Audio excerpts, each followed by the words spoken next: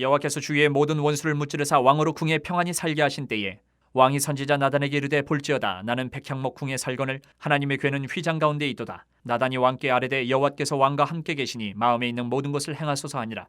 그 밤에 여호와의 말씀이 나단에게 임하여 이르시되 가서 내 종 다윗에게 말하기를 여호와께서 이와 같이 말씀하시되 내가 나를 위하여 내가 살 집을 건축하겠느냐. 내가 이스라엘 자손을 애굽에서 인도하여 내던 날부터 오늘까지 집에 살지 아니하고 장막과 성막 안에서 다녔나니 이스라엘 자손과 더불어 다니는 모든 곳에서 내가 내 백성 이스라엘을 먹이라고 명령한 이스라엘 어느 지파들 가운데 하나에게 내가 말하기를 너희가 어찌하여 나를 위하여 백향목집을 건축하지 아니하였느냐고 말하였느냐. 그러므로 이제 내 종 다윗에게 이와 같이 말하라. 만군의 여호와께서 이와 같이 말씀하시기를 내가 너를 목장 곧 양을 따르는 데에서 데려다가 내 백성 이스라엘의 주권자로 삼고 내가 가는 모든 곳에서 내가 너와 함께 있어 내 모든 원수를 내 앞에서 멸하였은즉 땅에서 위대한 자들의 이름같이 내 이름을 위대하게 만들어 주리라. 내가 또 내 백성 이스라엘을 위하여 한 곳을 정하여 그를 심고 그를 거주하게 하고 다시 옮기지 못하게 하며 악한 종류로 전과 같이 그들을 해하지 못하게 하여 전에 내가 사사에게 명령하여 내 백성 이스라엘을 다스리던 때와 같지 아니하게 하고 너를 모든 원수에게서 벗어나 편히 쉬게 하리라. 여호와가 또 내게 이르노니 여호와가 너를 위하여 집을 짓고 내 수완이 차서 내 조상들과 함께 누울 때에 내가 네 몸에서 날 내 씨를 내 뒤에 세워 그의 나라를 견고하게 하리라. 그는 내 이름을 위하여 집을 건축할 것이요 나는 그의 나라 왕위를 영원히 견고하게 하리라.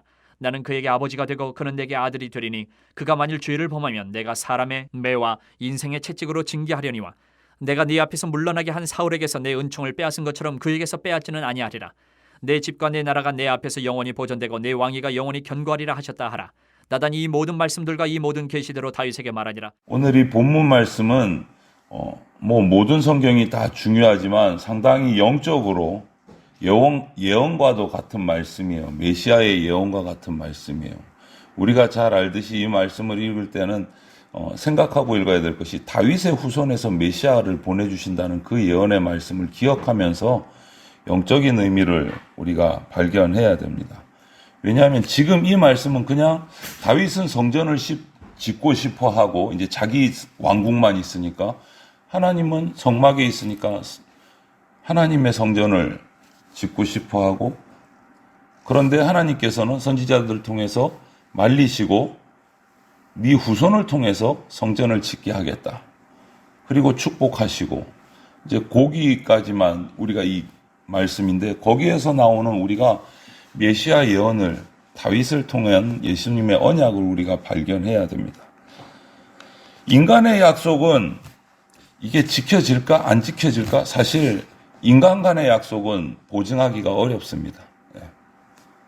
그래서 우리는 계약서도 적고 도장도 찍고 지장도 찍고 여러 가지 방법들을 씁니다. 하지만 그럼에도 불구하고 또 안 지켜질 때가 많아요. 그런데 하나님의 언약은 반드시 이루어진다. 하나님의 언약은. 그래서 이 오늘 본문 말씀을 우리가 요약해서 하면 다윗과 하신 약속, 다윗 언약이란 말이에요. 그것을 어떻게 이루어 가시는지, 다윗의 언약이 이루어지는 게 어떤 것이 다윗의 언약이 이루어지는 것인지 오늘 우리가 그것을 생각하면 좋겠어요. 먼저 다윗이 하나님을 위해서 성전을 짓고 싶어 합니다. 나는 이렇게 화려한 성전 왕궁에 사는데 언약궤를 모시고 왔는데 보니까 언약궤는 그냥 성막에 쉽게 말하면 천막에 텐트에 있단 말이에요. 안 맞는 거예요. 죄송한 거예요. 성전을 짓고 싶어요. 그때 나단이 와서 하나님이 함께 하시니까 왕이 마음대로 하십시오. 이렇게 말을 했는데 하지만 이 성경을 보면 이런 하나님을 위하는 마음, 하나님을 위해서 우리들이 헌신하는 이 노력들이 여러분 오해하지 마시고 들어야 돼요. 참 그런 노력이 헛되구나 하는 것을 보게 돼요. 오늘 이 본문에서 그런 역설적인 모습을 보여주는 거예요. 우리가 잘 알아야 된다. 우리 인간의 어떤 열정, 어떤 노력, 어떤 헌신도 영원한 하나님 나라를 세우는데 0.1%도 영향을 끼칠 수가 없다. 하나님 나라를 이루어가는데 우리 인간의 어떤 노력도 들어갈 수 없다. 왜냐하면 하나님 나라는 전능하신 하나님의 능력으로 100% 이루어지고 100% 성취되기 때문에 인간의 마음과 인간의 경험과 인간의 어떤 것이 거기에 섞일 수가 없다라는 거예요. 그렇기 때문에 오늘 주님은 그렇게 내 마음에 딱 맞는 자다, 최고의 칭찬을 하시고 사랑하시는 그 다윗이 하나님의 집을 만들고 싶습니다 라고 한 그 진실한 마음까지도 하나님이 거절하십니다. 왜요? 죄인이 하나님의 집을 만든다? 있을 수 없는 일이라는 거예요. 하나님이 다윗을 너무너무 사랑하시지만 다윗 역시도 죄인이라는 거예요. 죄가 있는 존재가 하나님을 위해서 뭔가 하나님의 전을 만들고 뭔가 한다? 그럴 수 없다라는 거예요. 인간 죄인의 무능력함을 확인시켜 주시는 거예요. 하나님은 전능하심, 신실하심으로 그분의 언약을 하나님의 방법대로 하나님의 때에 이루십니다. 우리가 그것을 좌지우지할 수가 없어요, 죄인이. 그럼에도 불구하고 그래도 내가 뭔가 하는데 조금이라도 보탬이 되지 않을까? 내 열정이, 나의 헌신을 통해서 뭔가 하나님의 약속이 이루어져 가지는 않을까? 만약 그렇게 우리가 생각하는 부분이 있다면 하나님께서 일하시고 역사하시고 그분의 섭리하심 속에서 이루어 가시는 것들을 잘못 이해하고 있는 거예요. 그 방법을. 하나님이 약속을 이루시는 방법은 하나님의 뜻대로 100%입니다. 거기에 그 무엇도 섞일 수가 없어요. 하나님 나라의 일을 하나님의 뜻에, 하나님의 방식으로, 하나님의 때에 반드시 이루십니다. 하나님께서 우리에게 그럼에도 불구하고 헌신할 기회를 주신다는 것은 우리가 그 영광에 그냥 참여해서 기뻐할 수 있는 거예요. 참여해서 기뻐하는 거예요. 하나님이 행하시는 일을 보면서 박수치고 행복해하고 기뻐하고 그것을 보게 해주시고 그것에 내가 그 자리에 있게 해주심에 감사하는 거예요. 내가 그것을 좌지우지 바꿀 수 있는 게 아니다라는 거예요. 바꿀 수 있는 게 아니다. 하나님의 언약은 반드시 하나님의 뜻대로 이루어집니다. 죄인인 인간의 능력으로 거기에 무언가 섞을 수가 없다. 이것을 우리가 반드시 기억해야 됩니다. 그렇다면 이 다윗과 한 이 다윗의 언약이 이루어지는데 주님께서 그럼 행하신 것이 무엇인가? 우리는 그것을 보면서 따라가야 되는데 주님이 무엇을 행하셨는가? 오늘 말씀 4절부터 9절을 보면 이스라엘에게 하나님께서는 한 번도 이스라엘 어느 지파에게 나를 위해서 백향목 궁전을 지어라, 왕궁을 지어라, 성전을 지어라 하신 적이 없다. 이렇게 말씀하세요.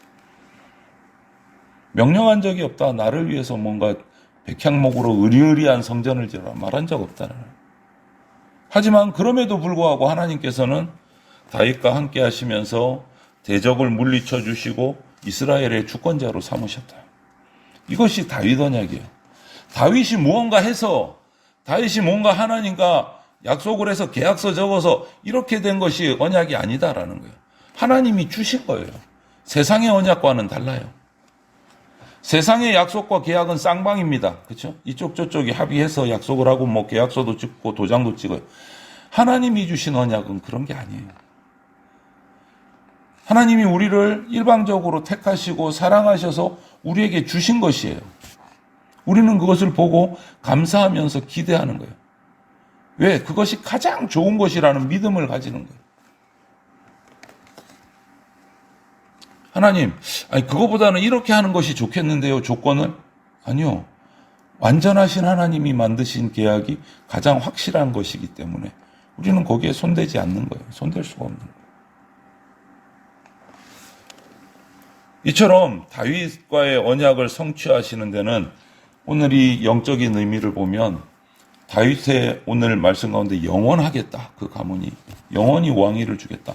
그 영원함의 끝이 어딜까? 그 성취가 어딜까? 바로 예수 그리스도예요. 다윗의 후손에서 메시아 예수님이 오셨습니다. 예수님을 통해서 영원한 나라가 이루어지고 그 나라가 무너지지 않는 나라로 세워지는 거예요. 예수님으로 이루어지는 거예요. 그래서 우리가 예수님을 믿고 예수님 가운데 들어갈 때 세상에서 줄 수 없는 자유도 만끽하고 평강도 만끽하고 기쁨을 만끽하게 되는 거예요.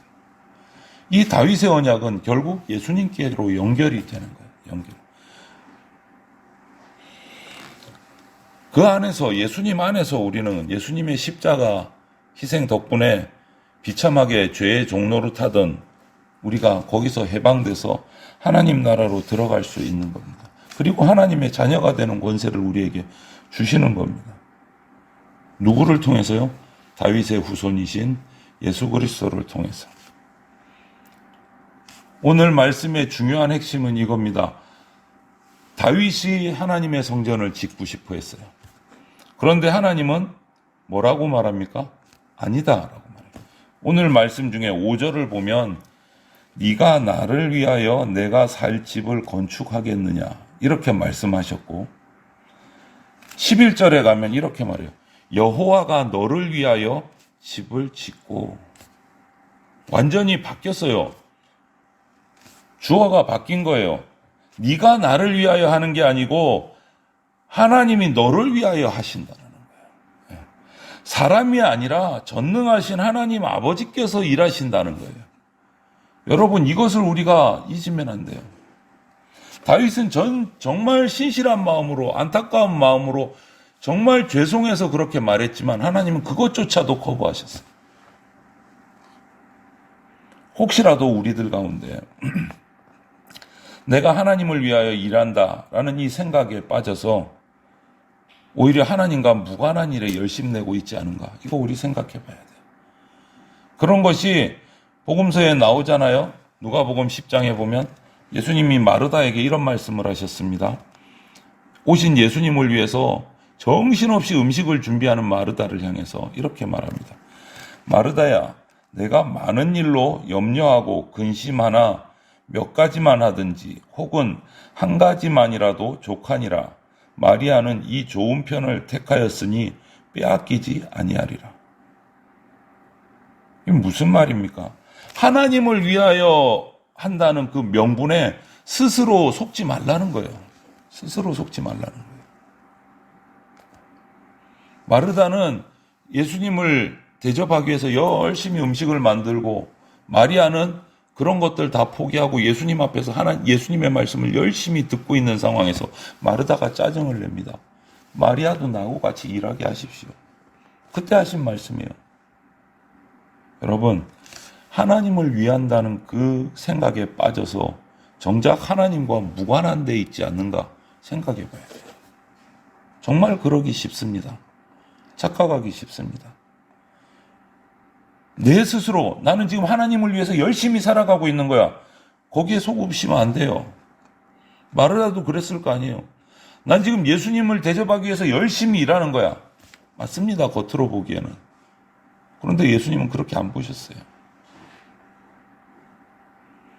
주님을 위해서 내가 무언가를 하기 전에 주님이 나에게 어떤 것을 행하고 계신가를 먼저 기억해야 됩니다. 그래야 지금 내가 행하고 있는 것이 정말 하나님을 위해서 하는 것인가 확인할 수 있어요. 주님이 나에게 어떤 일을 행하셨는가. 생명으로 부활하셔서 다윗과의 언약을 성취하신 그 예수님을 바라보셔야 돼요. 예수님을. 너무 열심히 일하다 보니까 예수님을 위한다고 했는데 나중에는 예수님 바라보고 예수님 예배하는 거는 새까맣게 잃어버리고 나 혼자 열심히 그냥 이런 안타까운 일이 없는 거예요.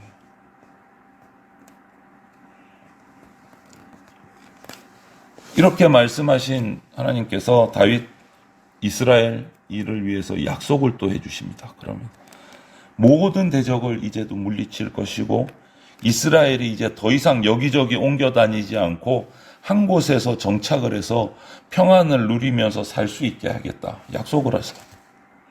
그리고 네가 나를 위해서 집을 짓는 것이 아니고 내가 다윗을 위해서 영원한 집을 지어주겠다. 이 말씀이 영적인 의미를 해석하면 하늘나라 천국을 말씀하시는 거죠. 우리 성도는 예수 그리스도의 재림으로 완성되는 하나님 나라를 유업으로 받는 거예요. 그것이 다윗의 약속의 완성이에요. 완성. 예수님은 죄로 가득 찬 이 세상을 다 심판하시고 새 하늘과 새 땅으로 하나님 나라를 세우십니다. 그리고 그분의 백성들을 글로 이끌어 가세요. 영적인 다윗의 후손들을 그 나라로 이끌어 가십니다. 영적인 이스라엘 백성들을 하나님 나라에 들어가게 하십니다. 그리고 거기서 눈물 닦으시고 영원한 안식을 누리게 해 주신다. 지금 현재 다윗의 이 언약은 100% 성취된 게 아닙니다. 다윗에게 하나님께서 그 왕위를 너의 후손들에게 영원히 이어지도록 해주겠다. 경고하게 하시겠다. 누구도 빼앗을 수 없도록 하겠다. 영원한 안식을 주시겠다 하신 이 약속은요, 하늘나라에서 완성돼요. 하늘나라에 올라가는 것은 언제 완성됩니까? 예수님이 다시 오실 때요. 예수님이 다시 오실 때. 그런데 지금은, 아직은 사탄이 우는 사자와 같이 삼킬 자를 찾고 그리스도인들을, 인류를 공격하고 있어요. 미혹하고 있어요. 완전한 안식이 이루어지지 않았어요. 영적 전쟁을 치르고 있는 거예요. 어제 수요일 말씀에 비하면 고해를 지나가고 있어요. 괴로움의 인생을, 바다를 지나가고 있는 거예요. 하지만 이 끝이 온다라는 거예요. 이 영적 전쟁의 끝이 오고 이 괴로움의 바다가 끝이 오고 마지막 때가 온다라는 거예요. 그때 주님은 반드시 이 고해를 지나가게 하고 어렵게 만들고 영적 전쟁을 일으킨 사탄의 권세, 사망까지 다 불못에 던지셔서 심판하시고 사모하는 하나님의 백성들을 하나님 나라로 이끌어 가신다. 영원한 안식에 참여하게 하신다. 그렇게 하기 위해서 다윗의 언약이 완성되기 위해서 예수님이 다시 오신다. 우리가 그거를 소망해야 되는 거예요. 예수님이 재림하시고 심판하실 때 이 모든 약속은 그때 완성됩니다. 그것을 위해서 우리는 나를 항상 살펴야 돼요. 아직 완성되지 않았다, 언약이. 그때까지 우리는 뭐 해야 됩니까? 믿음의 선한 싸움을 싸워나가야 돼요. 내 안에 남아있는 죄를 피 흘리기까지 하면서 그 죄를 없애기 위해서 발버둥 쳐야 돼요. 애써야 됩니다. 그리고 주님을 위해서 복음을 전하고 거룩하게 살기 위해서 내 삶 속에서 정말 불이익을 당하더라도, 내가 고난을 당하더라도 이겨내며 살아가야 돼요. 그러면서 주님의 재림을 고대하고 기대하는 삶을 우리가 살아가야 된답니다. 만약에 이런 소망 없이 그냥 하루하루 세상에 휩쓸려서, 세상에 빠져서, 교회에, 고해에 빠져서 이리 휘청 저리 휘청 하면서 살아가지는 않는지 내 믿음을 점검해야 됩니다. 우리의 믿음의 목적은 여기 있는 게 아니에요. 주님의 재림을 통해서 하늘나라에 있어야 돼요. 그것을 바라야 돼요. 그렇게 살아가는 자가 오늘 요한일서 3장에 보면 자기를 깨끗하게 하는 자다라고 표현을 해요. 하늘의 소망, 주님을 향한 소망을 가지고 살아가는 자가 깨끗한 자다. 이렇게 다윗의 언약은요, 예수님이 이 땅에 다시 오심으로 시작되었고 다시 오심으로 완성됩니다.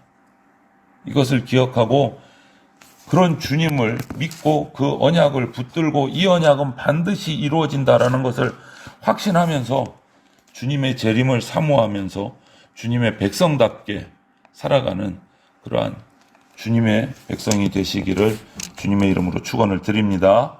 아멘.